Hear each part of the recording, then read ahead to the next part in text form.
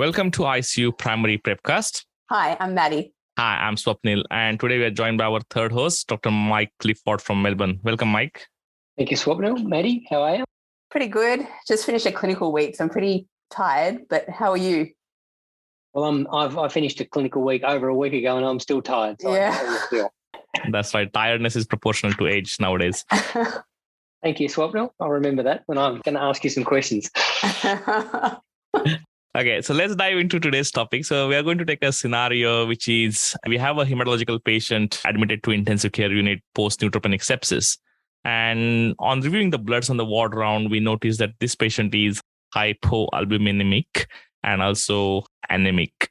So the first question your consultant has asked is about whether we should give some albumin and what is the pharmacology of intravenous albumin. So Mike, can you walk us through the pharmacology of the albumin that we transfuse to our patients?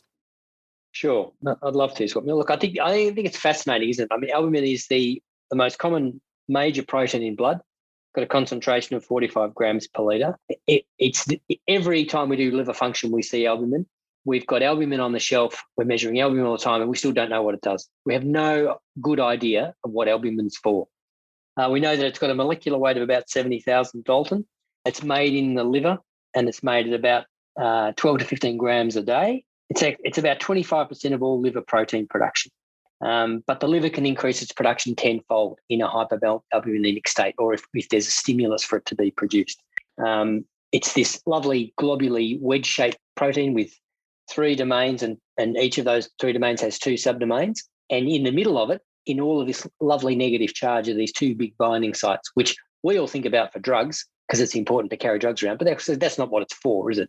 It's designed to carry positively charged components of the body around, bile salts, hormones, copper, other sorts of things. And we might come back to some of the other things that it does. It's got a circulation in the blood of about 20 days, but this very bizarre half-life in the bloodstream, which we'll come back to when we think about the pharmacology of an administered dose of albumin, that's quite variable depending on your capillary endothelial integrity. And it also depends on exactly what you're measuring and where you're measuring. But if you give a dose, it's got a half-life of about between 7 and 17 hours, so quite a broad half-life. And that largely depends on how rapidly it's being recirculated through the interstitial space into lymphatics and back into the bloodstream. So, that circulation is about 16 to 18 hours. So in your head, you've got to think it's going around by about a day. And most of it returns into the bloodstream and then it becomes reused as albumin, just keeps doing its thing, or sometimes it gets consumed in the liver and converted into amino acids as an energy source. Depending on which textbook you look at, but about 40 to 50% of it is intravascular and 50 to 60% of it is extravascular. It's extracellular, but it's in that interstitial space or in the lymphatic space in traffic. It contributes about 70% of plasma oncotic pressure. And as we've already described, it's a carrier of things like free fatty acids, bilirubin, calcium, and some drugs. So it helps you maintain your intravascular volume. It's also important for acid-base balance because it's a carbamino carrier.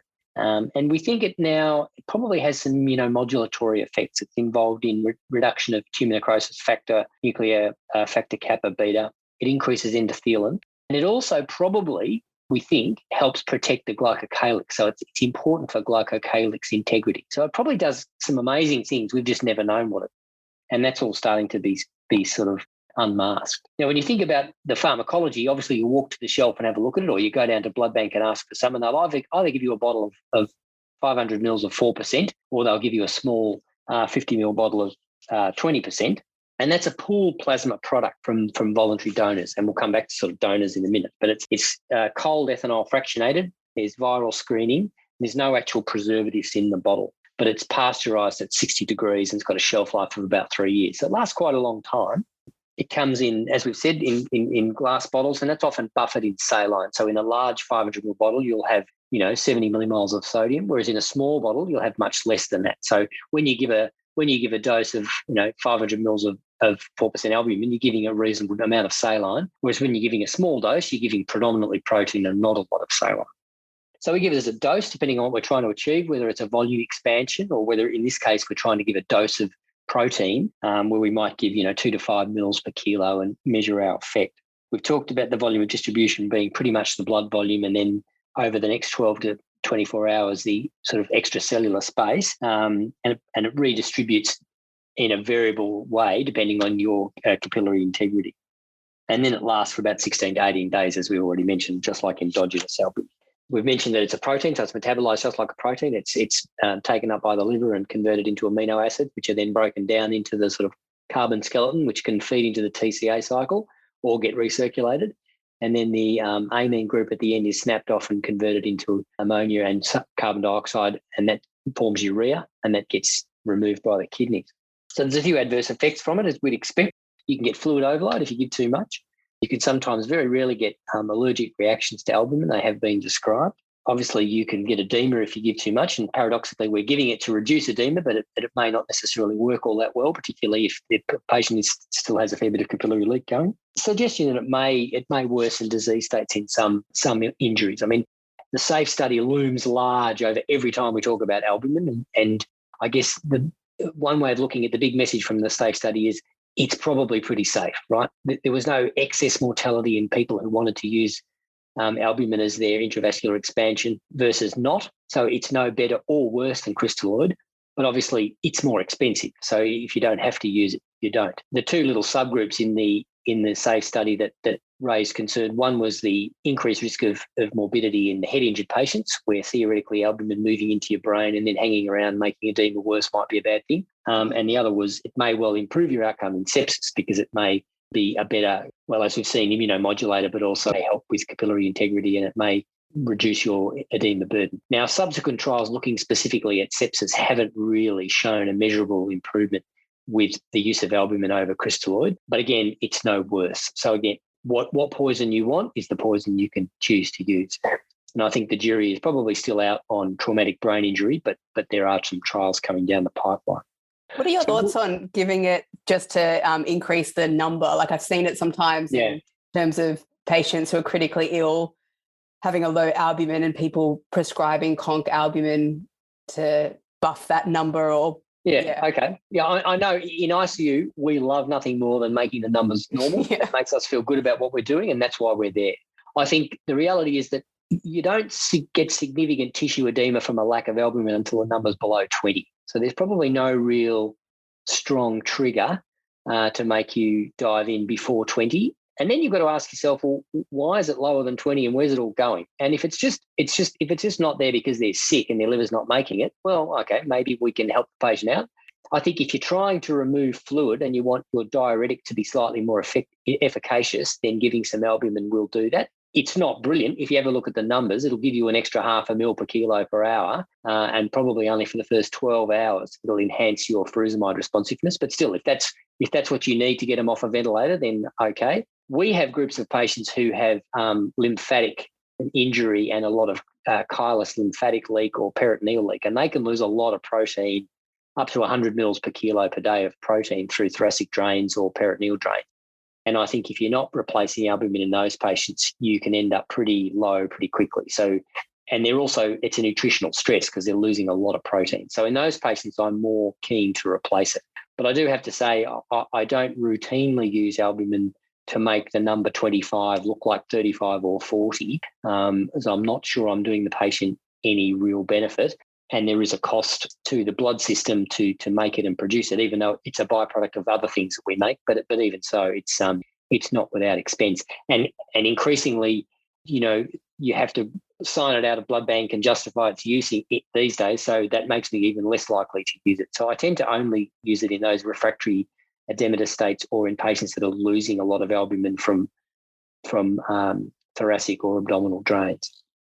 But Maddie, more importantly than albumin, this patient has a low hemoglobin. Their hemoglobin this morning on the formal was 60, and I think everyone agrees we should probably give this elderly woman some blood.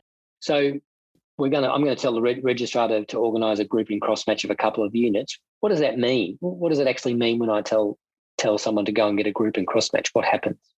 Yeah, sure. So I always thought group and hold and a cross match was the same thing until I started learning more about this during ICU. So there's two parts for a cross-match. It's quite specific. So the cross-match is testing the donor blood compatibility with recipient serum, and it's in order to avoid serious transfusion reactions. Whereas a group and hold is just checking the patient's bloods for their blood group, which is their ABO group and their rhesus blood type.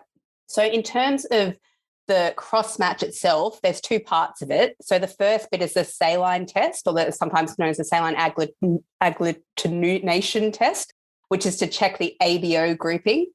And the red cells from the patient are separated from plasma, which is then suspended in saline. And this is tested against antibodies, and this is all done at room temperature. So a portion of the patient's red blood cells are mixed with anti-A agglutinin and another with anti-B agglutinin, and then the mixtures are then observed under the microscope. And if this has agglutinated or has had an antibody-antigen reaction, then you can determine the patient's blood type. So if there's a positive agglutination with anti-A, then but a negative with anti-B, you know that the patient has an A blood group. Whereas if it's a negative with anti-A and a positive with anti-B, you know that they have a B blood group. And then if it's negative with both, then it's O blood group because they don't have any of the antigens. But if it's positive with both, it's an AB blood group. So it's basically just testing the patient's red cells with different types of antibodies and determining their actual blood group. The second part of the cross-match is the Indirect Coombs test. And this is in order to detect hemolytic IgG antibodies. And the aim is to detect any IgG antibodies that may be directed against the red blood cell membrane antigens, which might cause hemolysis if transfused. These antigens aren't able to cause agglutination or hemolysis by themselves during other testing procedures, but may cause problems if they're transfused to the patient. So the steps are something called the major cross-match, where there's first the incubation, where the aim is to bind any IgG antibodies from the recipient's serum, if present, to their antigens on the red cell membrane of donors. So you get the recipient serum and the red cell membrane of the donor cells and put them together and then look for any agglutination. You then wash all the serum, which washes out any unbound IgG in the serum. And this is a bit confusing because if any unbound IgG is present, it can neutralize the antiglobulin used in the next step and cause a false negative result, which I don't really understand to begin with, but it just means because you're looking for hemolysis, so you need the antibodies and antigen reaction on red cells, whereas if there's IgG that's unbound in the serum and you're adding the Coombs reagent in the next step, it might agglutinate, but you won't see any agglutination response because you need red cells. So after you wash all the serum and any unbound IgG present, you then test with the Coombs reagent, which is the antiglobulin serum, and this contains rabbit IgG antibodies, which are directed against human IgG antibodies. So confusingly also sometimes called anti-IgG IgG or double negatives. So any antibodies that are present will bind to the IgG bound to the red cell and will join together. And this will cause agglutination or a positive Coombs test. The last step of this is called the Coombs control test. So if there's no agglutination or a negative Coombs test, this whole mixture is then added with control cells, which are known to have IgG-coated red cells. And if the Coombs reagent is active, it will cause agglutination. But if it's inactive, no agglutination will occur. So you can then, it's basically a control test to see that the Coombs reagent that you've added previously is actually active. This is the major cross-match. Some centres do a minor cross-match, which uses the same process but uses recipients' red cells and donor serum. But this is more a theoretical concept now. We don't tend to use it anymore because usually the actual clinical hemolytic reaction will be so minor that it's not significant in the patient. And these tests, they're all done sequentially. So the first test is what is the blood group of the patient you're going to donate blood to? That's the first test. Yeah. That's the group. And then the cross-match is take the specific serum of the patient and inoculate it with the donor blood to make sure they can tolerate the donation. And presumably they do the AB step and the rhesus step and all of those other funny little antigens, Kel, Duffy and everything else, it's all done at the same time on the same big plate. They just make sure that the blood we're about to put into this little old lady is not going to cross-react with any antibodies in her serum. Yeah, because also the ABO grouping or blood typing, they look at if especially in, say, hematological patients who are transfused a lot, they often have minor antibodies. So they have a plate with all these different minor antibodies that they can also test. And it's more important in these kind of populations because any sort of hemolytic reaction will be more troublesome for them. But in most people, we just do the ABO grouping and then the indirect Coombs test or the cross match and then transfuse them. So if we are going to transfuse this patient, Swapnil, can you tell me a bit about what's involved in transfusing? So we get them a packed red blood cell. So what does transfusing a packed red blood cell involve? What is actually in that packet? Yeah, that's right. So I guess a long time ago, before we were born, I guess we used to transfuse whole blood. And I guess then subsequently with the invent of HIV, Hep B, Hep C. I've given whole blood. I know you want to have a real crack at me for my age, Swapnil, but I've given whole blood. So just be nice, all right? Just be nice. Look, I work in defense and now we are moving to warm whole blood again. So it doesn't really correlate with the age. But anyways, so with the advent of Hep B, Hep C and HIV, I guess we moved away from using the whole blood in the civilian context. And what we do is now transfuse packed red blood cells, which is basically a byproduct of whole blood collection. When the donor goes to donate the blood, you collect the whole blood. And usually we add anticoagulant to this blood to preserve it. Usually the anticoagulant is added to whole blood is the CPD, that is citrate phosphate dextrose, and which is usually 66.5 mils, and that contains sodium citrate dihydrate, citric acid monohydrate, monophasic sodium phosphate dihydrate, and dextrose monohydrate. So dextrose obviously provides the source of glucose for all these red blood cells to survive. And the citrate provides the mainly chelating agent to chelate the calcium, which is one of the clotting factors. Once we collect the whole blood, then all these packed red blood cells are prepared from the depletion of the plasma. So what happens is we usually centrifuge the whole blood and then remove the plasma and the buffy coat, and whatever the remains are the cells that they are then filtered through a leucode depletion filter to remove any residual white cells. So normally what we transfuse in the civilian context to our patients are the leucode depleted RBCs. That means usually we remove all the WBCs before we transfusing these packed red blood cells from the whole blood. Now, the content of the one packed red blood cell is, the volume wise, it's usually 150 to 250 mils, and usually has got a hematocrit up to 0.5 to 0.7. And each bag will obviously be slightly different with the content, but roughly on average, one packed red blood cell bag contains 40 to 50 grams of hemoglobin, 25 millimole of sodium, which is an average is about 120 millimole per liter, 5 millimole of potassium, 5 millimole of lactate, and about 0.5 millimole of citrate. And the pH of packed red blood cells is around 6.5. Now, how we store RBCs? Usually they're stored in a fridge at around 2 to 6 degrees Celsius, and the shelf life is no longer than 42 days. The indications for its use, as we all know, we usually transfuse when the hemoglobin is less than 70 in intensive care unit, and that's to help oxygen carrying capacity, especially to avoid the side effects of anemia, to decrease the myocardial workload, and to replace ineffective red cells as a exchange transfusion sometimes. So when you transfuse one packed red blood cell bag, usually we expect the increase in hemoglobin by around 10 grams per liter.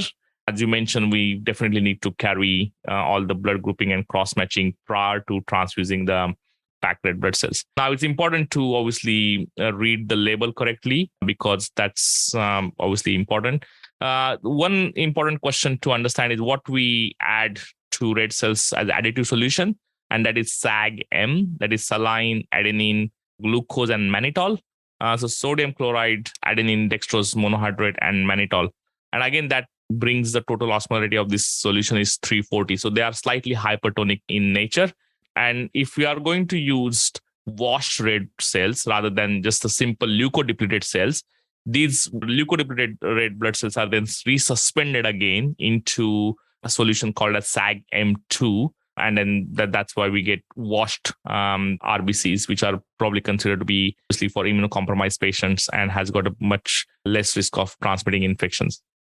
Now, in terms of what are the adverse reactions, they can be classified into acute immunological complications, acute non-immunological complications, then delayed immunological complications, and delayed non-immunological complications. The acute immunological complications involve acute hemolytic transfusion reactions, febrile non-hemolytic transfusion reactions, transfusion-related lung injuries such as TRALI, or sometimes we develop like allergic reactions to blood products, which is obviously less common with packed red blood cells, but more common with other blood products. Acute non-immunological complications involve transfusion-associated circulatory overload, TACO, and that usually associated with the massive transfusion. Bacterial sepsis to contaminated blood products, and that not just necessarily packed red blood cell, can occur with platelets or other products as well. Hypocalcemia is common due to citrate, which is used as anticoagulant, and hyperkalemia due to high potassium content of packed red blood cells. As I mentioned, this is usually the 5 millimole. Also, because the pH of the packed red blood cells is 6.5, acidosis is likely and also has got a high lactate content. Hypothermia due to obviously lower temperature if we don't warm them before transfusion, and dilutional coagulopathy if we just keep transfusing packed red blood cells and don't give any other coagulation products. And over the period of time, if you have patient has received massive transfusion, they do develop dilutional thrombocytopenia due to lack of platelet replacement. In terms of the delayed immunological complications, that involves delayed hemolytic transfusion reactions or transfusion-related immune modulation, such as TRIM. And then sometimes patients, especially who are immunosuppressed, they can develop post-transfusion graft versus host disease. And in terms of the delayed non-immunological complications, that involves transfusion-transmitted diseases such as HIV and Hep C, because sometimes the donor can be in a dormant state when they donated the blood, and obviously that might not be detected despite advanced testing. Some complications include iron overload, commonly seen in patients with thalassemia. And then the last, very rare, is Creutzfeldt-Jakob disease or CJ disease. So these are some of the complications that are associated with blood transfusion. So we deal with children who obviously leukemics, but also we have children born with congenital immunodeficiency syndromes. So we often irradiate our red cells. Why do we do that? Do you know? Mike, you can enlighten us on that. Okay, so it gets back to your graft versus host disease risk. So one of the things that happens when you leukodeplete, you remove most of the larger white cells, but T lymphocytes are about the same size as the red cells, so they often get through the filter. And if you then irradiate the blood, you render those T cells incapable of dividing. So they're still alive, they don't lyse, but they can't divide, so you can't generate a graft versus host disease reaction. And the other thing was that when you donate your blood, if you've ever done it, it goes into a bag full of citrate and gets citrated and binds all the calcium. And then when you mentioned washing, they wash all that stuff off, so all the citrate's gone. And then, as you said, they store it in SAG-M. So when you give a whole lot of blood these days, you don't tend to get citrate toxicity and hypocalcemia except from dilution.